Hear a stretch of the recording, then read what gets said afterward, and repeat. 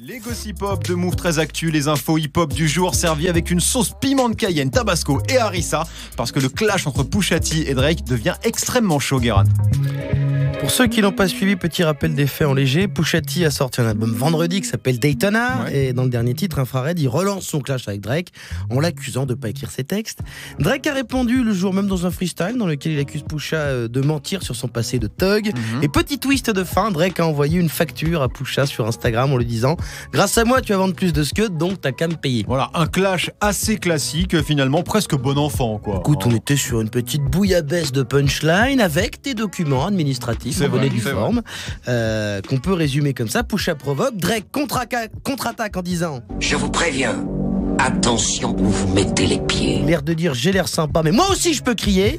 Et on pensait que Pusha allait laisser pisser, mais non, il lui a répondu « Je mets les pieds où je veux, Little John.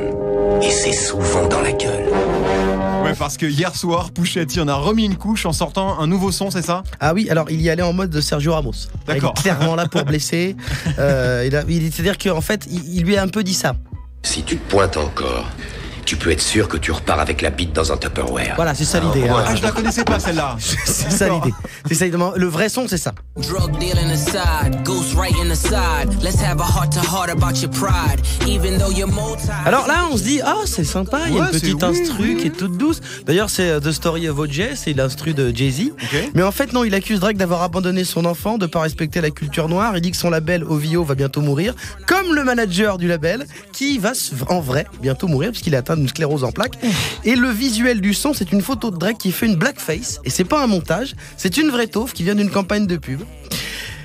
C'est pas une frappe chirurgicale, c'est de la voiture bélier. Ah là, c'est chaud. Il en fout partout. Complètement. Donc soyez prêts parce que ça va rafaler tout l'été. Oui, forcément, parce que Drake va répondre du coup. Là, il est quasiment obligé. Je sais pas, ou alors il appelle l'ONU. Je sais pas ce qu'il peut faire. Les casques bleus. Il est vraiment dans la merde. Mais je pense que d'autres gens vont s'inviter là-dedans. On sait déjà que Quentin Miller, le mec qui est censé être le ghostwriter de Drake, a dit qu'il allait s'exprimer et dire toute la vérité.